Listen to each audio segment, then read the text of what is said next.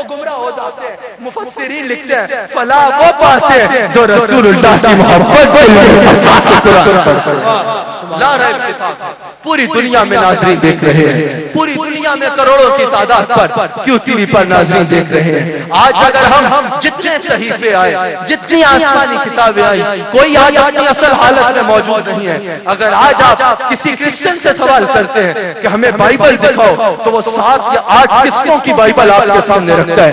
ہر کتاب پہلی سے مختلف بولی بولتی ہے, لیکن یہ قرآن کا خاصہ ہے کہ رب کریم نے فرمایا کہ ساری دنیا بھی اگر گویا ایک طرف ہو جائے, اس کا ایک آیت نہیں بدل سکتی. کیوں؟ کیونکہ اس کی حفاظت کا ذمہ ہم نے کسی اور کو نہیں دیا بلکہ خود اٹھا رکھا ہے. اس کی حفاظت کا ذمہ رب کریم نے خود اٹھا رکھا ہے. مالک کل عالم ارشاد فرماتے ہیں خیرکم من تعلم القرآن وعلمہ, کہ تم میں سے بہترین لوگ ہیں. آج آپ کسی کے پاس مال آ جائے تو اس کو بہترین کہتے ہیں, کسی کے پاس تھوڑا بہت عارضی سا حسن آ جائے اس کو بہترین کہتے ہیں. مالک اصل حسن کا معیار, اصل جو ہے وہ خوش نصیب کا معیار, اور بہترین کا معیار کیا ہے؟ جو مالک کل عالم جس کو بہترین فرماتے ہیں. رسول اللہ فرماتے ہیں خیرکم من تعلم القرآن وعلمہ, کہ تم میں سے بہترین وہ ہے جو قرآن پڑھے اور قرآن پڑھائے, قرآن سیکھیں اور قرآن سکھائیں, قرآن پڑھیں اور اس پر عمل کریں. رسول اللہ ارشاد فرماتے ہیں اقرأوا القرآن, قرآن پڑھا کرو, کیونکہ وہ گھر جن میں قرآن پڑھا جاتا ہے. جس طرح زمین والے آسمان پر ستاروں کو دیکھتے ہیں, اس طرح آسمان والے زمین پر ان گھروں کو دیکھتے ہیں. وہ گھر جن میں قرآن پڑھا جاتا ہے. رسول اللہ ارشاد فرماتا ہے اقرأوا القرآن, قرآن پڑھا کرو, کیونکہ قرآن قیامت کے دن اپنے پڑھنے والوں کی شفاعت کرے گا. قرآن اپنے پڑھنے والوں کی قیامت کے دن شفاعت کرے گا. رسول اللہ فرماتے ہیں مالک کل عالم ارشاد فرماتے ہیں اقرأوا القرآن, قرآن پڑھا کرو, کیونکہ کچھ ایسے لوگ دنیا میں ہیں جو زمین پر اللہ کے گھر والے ہیں. صحابہ نے عرض کی یا رسول اللہ وہ کون خوش نصیب لوگ ہیں جو زمین پر اللہ کے گھر والے ہیں؟ سرکار نے فرمایا جو اہل قرآن ہے, جو قرآن پڑھتے ہیں وہ زمین کے اللہ کے گھر والے ہیں, وہ زمین کے اللہ کے گھر والے ہیں. سرکار ارشاد فرماتے ہیں اقرأوا القرآن, قرآن پڑھا کرو, کیونکہ قرآن پڑھنے والوں کے حافظ قرآن کے ماں باپ کے سر پر اللہ کریم قیامت کے دن ایک نور کا تاج پہنائے گا, اور اس تاج کی روشنی اس سورج سے بڑھ کر ہوگی جس کی روشنی تمہارے گھروں تک پہنچتی ہے. پھر ایک سوالیہ نشان رکھنا چاہتا ہوں کہ اگر حافظ قرآن کے, اگر حافظ قرآن کے, میں ادھر علی کے باپ کی بھی بات کر سکتا ہوں پر میں نبی کے باپ کی بات کرنا چاہتا ہوں. اگر حافظ قرآن کے نقطہ دے دیا جو دینا چاہ رہا تھا, اگر حافظ قرآن کے ماں باپ کے سر پر قیامت کے دن اللہ نور کا تاج رکھے گا تو صاحب قرآن کے ماں باپ کے سر پر ارے سیدہ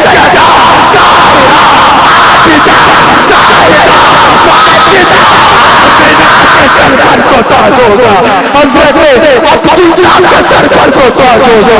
اس کی روشنی کا آتا, اس کی روشنی کی مثال اس سورج سے ایسے ہے جیسے سورج کو چراغ دکھایا جائے.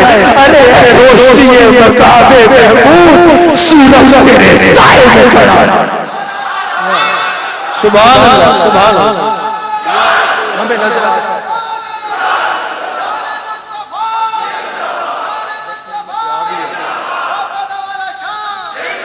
آتا ہے ہمیں نظر آتا ہے کہ رسول اللہ کے غلام ہیں, حضرت اسید ہیں, گھر میں تلاوت قرآن کر رہے ہیں, تلاوت قرآن کر رہے ہیں, تلاوت قرآن کر رہے ہیں. فرماتے ہیں میں تلاوت کر رہا تھا, پاس ہی میرا بیٹا سویا ہوا تھا, اور بیٹے کے پاس ہی میرا گھوڑا بندھا ہوا تھا, پاس ہی میرا گھوڑا بندھا ہوا تھا, پاس ہی میرا گھوڑا بندھا ہوا تھا. وہ فرماتے ہیں میں تلاوت کر رہا ہوں, بچہ ہے, بچے کے پاس گھوڑا بندھا ہے, بچہ پاس ہے.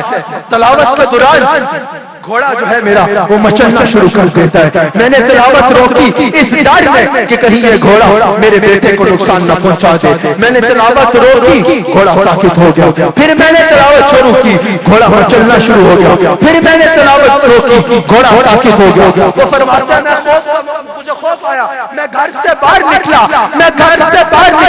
تو میں کیا دیکھتا ہوں کہ میرے گھر کی دہلیز سے لے کر آسمان تک ایک نور کا طلوع ہے، ایک نور کی قطار ہے۔ وہ فرماتے ہیں میں آغوش حیرت میں مبتلا ہو گیا، میں صبح رسول اللہ کے پاس گیا، میں نے کہا یا رسول اللہ رات کو یہ ماجرا ہوا، میں تلاوت کر رہا تھا کہ میں نے دیکھا دہلیز میرے گھر کی ہے، وہاں سے لے کر آسمان تک ایک نور کی قطار ہے۔ یا رسول اللہ یہ کیا تھا؟ سرکار نے فرمایا میرا غلام قرآن پڑھ رہا تھا، میرا صحابی قرآن پڑھ رہا تھا۔ ارے جس کی نظر کا کعبہ گویا کہ میرا چہرہ ہے وہ قرآن پڑھ رہا تھا، جس کا دل گویا کہ طواف کرتا ہے تو میرے روحے سے وعدہ کرتا ہے، گویا کہ وہ قرآن پڑھ رہا تھا۔ میرے محبت دل میں بسا کے تو قرآن پڑھ رہا تھا، گویا کہ اس عیب کو جو نور و جلوہ تھا وہ کوئی ایسی روشنی نہیں تھی، وہ آسمان سے ملائکہ تیرے گھر سے تیرا قرآن سننے آ رہے تھے، تیرا قرآن سننے آ رہے تھے۔ تو نے تلاوت بند کر دی اس لیے وہ سلسلہ رک گیا، اگر صبح تک تو تلاوت کرتا رہتا تو صرف تو نہیں دیکھتا، پورے علاقے والے ملائکہ کو ظاہری آنکھوں سے آنکھوں سے دیکھ سکتے۔ ہمیں نظر آتا ہے کہ ایک شخص ہے اس کا انتقال ہو جاتا ہے، بہت ہی گناہگار شخص ہے، اس کا انتقال ہو جاتا ہے، اللہ کے نبی وہاں سے گزرتے ہیں، اس کی قبر کے پاس سے گزرتے ہیں، دیکھتے ہیں کہ وہ شخص کو شدید عذاب ہو رہا ہے۔ کچھ دنوں بعد وہ اس کی قبر کے پاس سے گزرتے ہیں تو دیکھتے ہیں وہ جنت کی سیریں کر رہا ہے، اس کی قبر جو ہے وہ جنت کے باغوں میں سے ایک باغ بنا ہوا ہے۔ اللہ کریم سے عرض کرتے ہیں یا اللہ یہ کیا ماجرا ہے؟ کچھ روز پہلے اس کو اتنا سخت عذاب ہو رہا تھا، اب اس کی قبر پر تیری رحمتوں کا نزول ہو رہا ہے۔ اللہ کریم نے ان کو جواب عطا فرمایا کہ جب یہ مرا اس کی بیوی حاملہ تھی، اس کے مرنے کے بعد اس کے بچے کی ولادت ہوئی۔ جب وہ بچہ تھوڑا سا بڑا ہوا، جب وہ بولنے کے قابل ہوا تو اس کی شخص کی بیوی نے، اس بچے کی ماں نے اس کو پاس بٹھایا۔ ابھی وہ بولنا جانتا نہیں تھا، ابھی وہ پڑھنا جانتا نہیں تھا، لیکن اس بچے کی ماں اور اس گناہگار کی بیوی اس کو پڑھا رہی تھی بسم اللہ الرحمن الرحیم۔ جب اس بچے نے، جب اس شخص کے بچے نے اپنی توتلی زبان سے ابھی بولنا آتا نہیں ہے اور مجھے رحمان اور رحیم کہہ کے صدا دی تو میری رحمت نے یہ گوارا نہ کیا کہ اس کا بچہ توتلی زبان میں چھوٹا سا بچہ مجھے رحمان اور رحیم کہہ کے پکارے اور میں اس کے باپ کو عذاب میں چھوڑ دوں۔ میں نے اس کے اوپر اپنی خاص رحمتوں کا نزول کیا۔ آخری 2 منٹ میں اپنی گفتگو کو سمیٹ لوں گا حضرت علی کے بارگاہ میں، حضرت علی کی شان میں بات کر کے 2 منٹ میں اپنی گفتگو کو سمیٹ لوں گا اور پھر ہم دعا کے لیے ہاتھ اٹھائیں گے۔ ہمیں نظر آتا ہے آج ان علی کا یوم ہے کہ رسول اللہ فرماتے ہیں کہ علی قرآن کے ساتھ ہے اور قرآن علی کے ساتھ ہے، علی قرآن کے ساتھ ہے اور قرآن علی کے ساتھ ہے۔ آپ یا میں قرآن کے ساتھ ہوں گے تو تر جائیں گے، قرآن سے ہٹیں گے تو غرق ہو جائیں گے۔ یہاں جیسے علی قرآن کے ساتھ ہے ویسے قرآن علی کے ساتھ ہے، علی قرآن کے ساتھ، قرآن علی کے ساتھ۔ دنیا میں یہ سلسلہ نہیں ہے، سرکار فرماتے ہیں حوض کوثر پر بھی یہ دونوں اکٹھے آئیں گے، حوض کوثر پر بھی یہ دونوں اکٹھے آئیں گے۔ ہمیں نظر آتا ہے گود حضرت علی کی، سر ہے رسول اللہ کا، رسول اللہ حضرت علی کی گود میں آرام فرما رہے ہیں۔ عصر کا وقت نکل جاتا ہے، رسول اللہ نے آنکھ مبارک کھولی، فرمایا علی عصر کی نماز کا کیا ہوا؟ عرض کی یا رسول اللہ بے تو نماز عشق یہی ہے خدا گواہ، بیٹا نماز عشق یہی ہے خدا گواہ، وہ تصور رخ جانا نہ چاہے चाहिए। या रसूल अल्लाह, मैं तो आपके हुस्न के जलवों में मगन था। हाँ, असर का वक्त तो निकल गया, सूरज आगे निकल गया, सरकार उठे, सरकार ने फरमाया सूरज की ये गोया पे जुर्रत कि अली ने नमाज नहीं पढ़ी और ये यूं सरकार ने हाथ उठाए, सूरज बाहर आ जाता है, सूरज बाहर आ जाता है। दुआ से पहले एक वाकया एक जुमले में बयान करके दुआ के लिए हम हाथ उठा लेंगे। ये तो रसूलुल्लाह है ना, जिन्होंने अली की नमाज के लिए सूरज को बाहर निकाला। सिर्फ सूरज निकाला नहीं, बल्कि अली को ये इख्तियार भी दे दिया। हमें नजर आता है अली एक दफा एक जगह तशरीफ लेके जा रहे हैं, सफर फरमा रहे हैं, नमाज अदा कर ली। अब तो गुलामों को कहा कि पहले दरियाए फुरात जो है इसको पार कर लो, फिर नमाज पढ़ लेना। दरियाए फुरात पार करते करते असर का वक्त निकल गया, गुलामों की नमाज चली गई, गोया कि कज़ा हो गई, असर का वक्त निकल गया। अली से पूछा अमीरुल मोमिनीन, असर का वक्त निकल गया, क्या करे? हजरत अली ने आसमान की तरफ देखा, आसमान की तरफ देखा, सूरज फिर बाहर आ जाता है। अरे अगर हजरत सलमान अलैहिस्सलाम की नमाज उन घोड़ों की वजह से कज़ा हो तो कज़ा अदा करते हैं, कज़ा अदा करते हैं। अगर अली के गुलामों की नमाज कज़ा हो जाए, सूरज बाहर आता है, सूरज बाहर आता है और वो नमाज अदा करते हैं। सूरज बाहर आता है और वो नमाज अदा करते हैं। वरक तमाम हुए और मथा बाकी है, वक्त खत्म हुआ पर मथा बाकी है।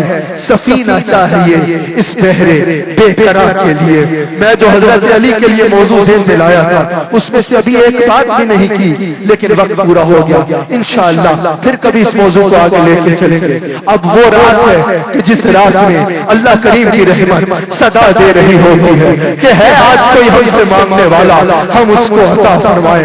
है कोई आज खाली झोली वाला, हम उसकी झोली भर डालें। है आज कोई हमारी रहमत से मांगने वाला, हम उसको अपनी रहमत अदा करें। आज है कोई हमारे हबीब के ख्वारे करने से टुकड़ा मांगने वाला, हम उसको टुकड़ा अता करें।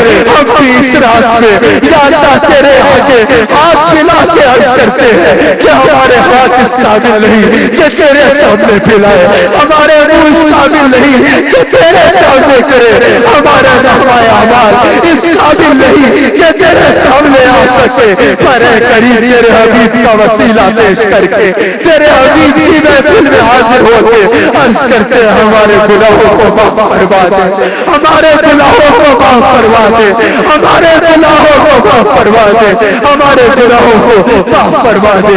ए करीब तू खुद फरमाता है कि कहीं कोई लोग इकट्ठे होते हैं मेरे और मेरे हबीब की मोहब्बत की खातिर, वो अलग बात में होते हैं, मैं उनके गुनाह पहले माफ कर देता हूँ। या अल्लाह हम यहाँ पर रात के इस पहर में सिर्फ तेरे और तेरे हबीब की रजा के लिए इकट्ठे हैं, हमारे गुनाहों को माफ फरमा दे, हमारे गुनाहों को माफ फरमा दे।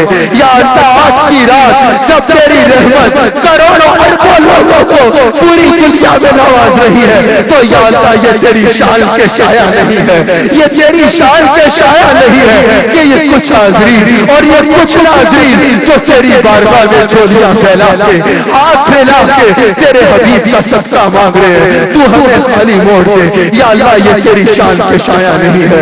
या अल्लाह तेरे हबीब तेरी उम्मत से इतनी मोहब्बत किया करते थे, अगर यहाँ जहन्नम में चले गए तेरे हबीब को तकलीफ होगी, उनको गवारा नहीं होगा। तेरे अल्लाह अपने हबीब के सदके से हमारे गुनाहों को माफ करवा दे, हमारे गुनाहों को माफ करवा दे। दिल तेरे किसके दर पर जाए हम, अपनी ये बेचार की दिखलाए हम। कौन है तेरे सिवा बंदा नवाज, सबको है दर से तेरे रूहे नयाज। अपने दर से तूने करना का हमें, फिर भरोसा किसकी है दरगाह में। हमको ना उम्मीद मत छोड़े करीम, हमको ना उम्मीद मत छोड़े करीम। ए करीम अल्लाह जितने हाज़रीन हैं, जितने नाज़रीन हैं जो किसी परेशानी में, उनको उस परेशानी से निजात अता फरमा।